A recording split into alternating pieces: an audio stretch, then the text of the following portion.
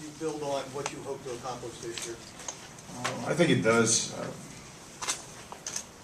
Most particularly in segments, I would say. You know, going into last season, we didn't really know how to win.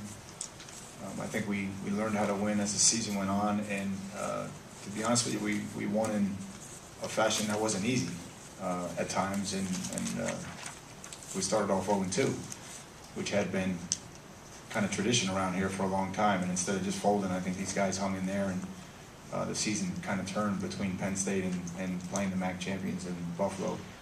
And then, you know, we won a big road game. We won road games, you know, really for the first time, you know, consecutive road games since I've been here. And then you beat a team like Navy on the road.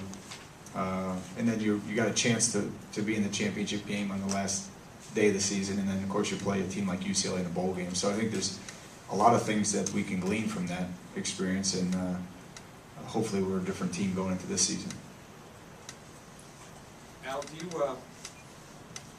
coaches especially, always talk about changing a culture in a place like this. Can you specifically talk about, do you ever think of that in specific terms and what needs to be done inside kids' heads who've been involved in a losing program for a while, and how did you do it? Have I ever thought about it? I'm sure you think about it a lot, but can you quantify it? I can honestly tell you that I think the key to coaching at Temple is just that. You have to put your ego aside, and you have to be willing to deal in human behavior and human psychology, and you have to establish a culture. And for us, we have certain core values and certain pillars, and I would bet that almost every player out there can name them specifically, and they deal with behavior, and it's not really about rules, it's about values, and it's not about what you can and can't do, it's about what you should do. And that was the hardest thing to implement. And I credit the staff, because there's a lot of staffs that don't want to deal with the daily discipline. They just want to coach the X's and O's, but our guys have really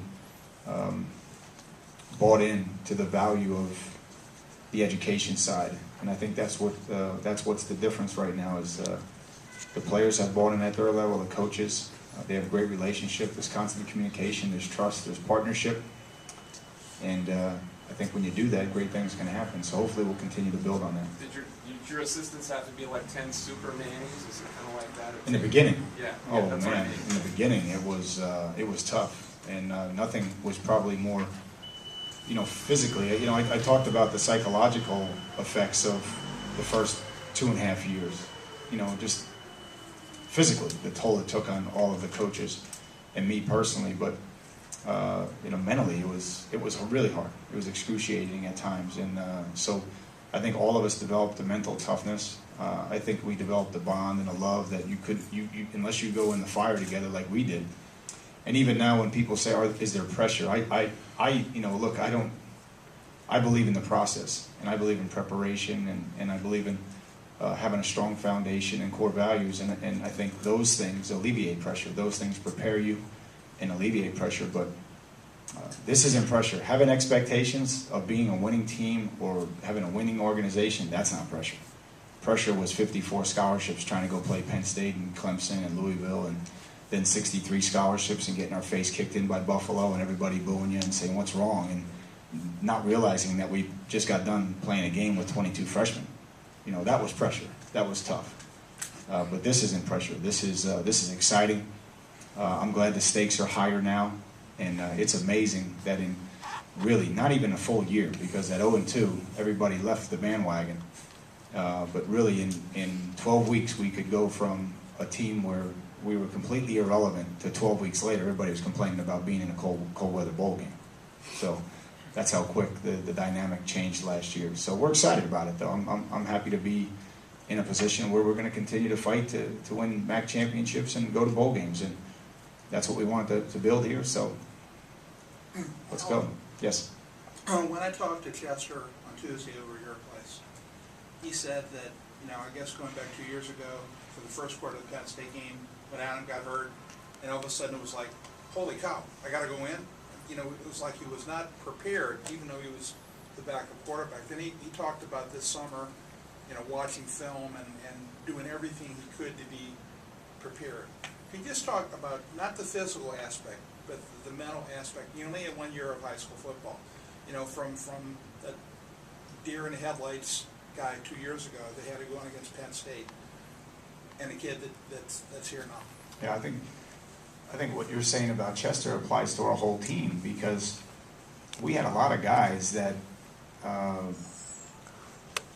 you know, played early and didn't understand that they were playing because there was nobody else.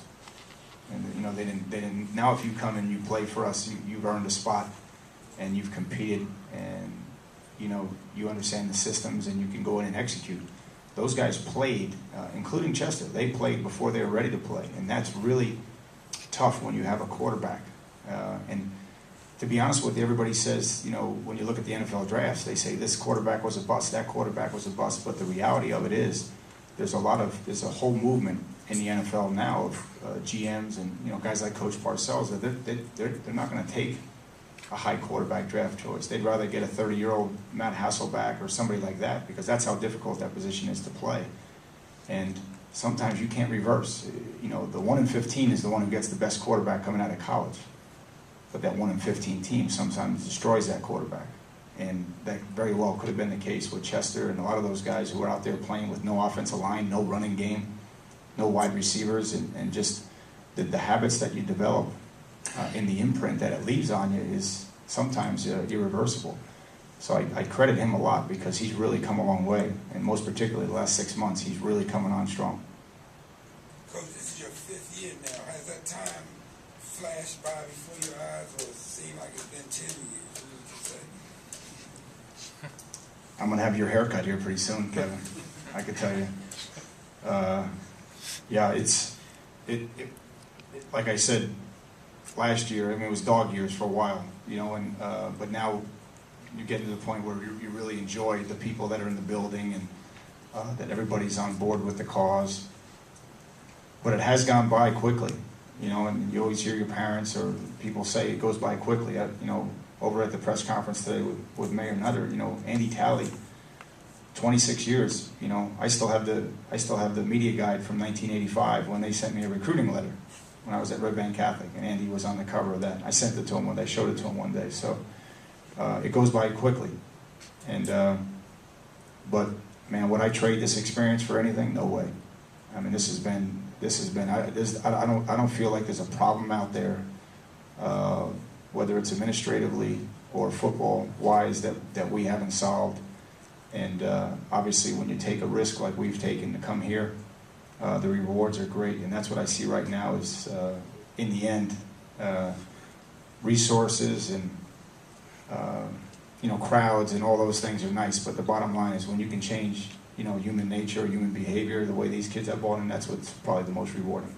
From a coaching standpoint, you talked about the first couple of years, how it was excruciating because you didn't have the bodies or the experience or tradition or anything like that. When a program does get turned around, from a coaching standpoint, Are you asking me? yes. I think I voted with my feet. You know what I mean? I think it's much more rewarding and much more satisfying to look. There's a lot of programs that you can walk in right now, and you know, it doesn't matter what the brand is. Kids are going to listen to you, and kids are going to want to come to your school.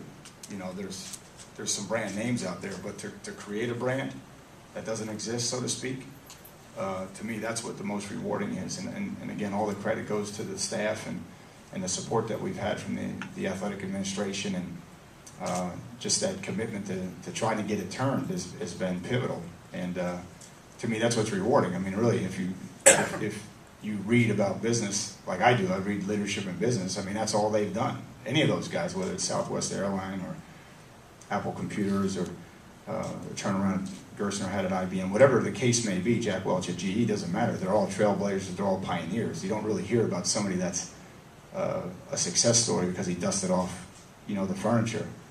You hear about guys who really laid it on the line and did something special, and I think that's what we want to try to get done here. I hope that answers your question. You know, obviously another team who kind of defied expectation last year, beat you guys the first week, and went on to win the national championship for 1AA. you know, how much respect do you have for Coach Talley, and what was your reaction to them when, you know, they went on to win that? Well, number one, great respect, and number two, thought right from the get-go that they would have what it takes to, you know, to be at least be in the national championship game, or, you know, take it that far. So that wasn't surprising at all. But it's exciting for us, you know. I mean, we've gone. Honestly, we've gone. You just look at the number of people in this room, or the number of people that do stories about Temple football. We've gone from being irrelevant to now we play meaningful games in the beginning of the season. You know, we played Villanova, and a lot of people didn't want to play Villanova. Well, you know what? Villanova's a meaningful game now, and it's great for our guys because it teaches them how to play at that level. I mean, it's like the Big Five basketball games. Throw the records out the window. I mean, you know, in this case, there are no records, but if we played at the end of the season and someone was having a championship year and someone was having a bad year, it doesn't matter. I mean, you're going to get the best that both teams have on Friday night, which is exciting. Then we come back and play the MAC champions, you know, defending MAC champions, Central Michigan, on a national TV game, and then we play Connecticut the following Saturday. So I mean, right off the bat, we play a lot of meaningful games against a lot of teams that are either won their bowl game or won their league, and so it's exciting. It's exciting to be in real games. You know, we're you know, they mean something, and the stakes are high.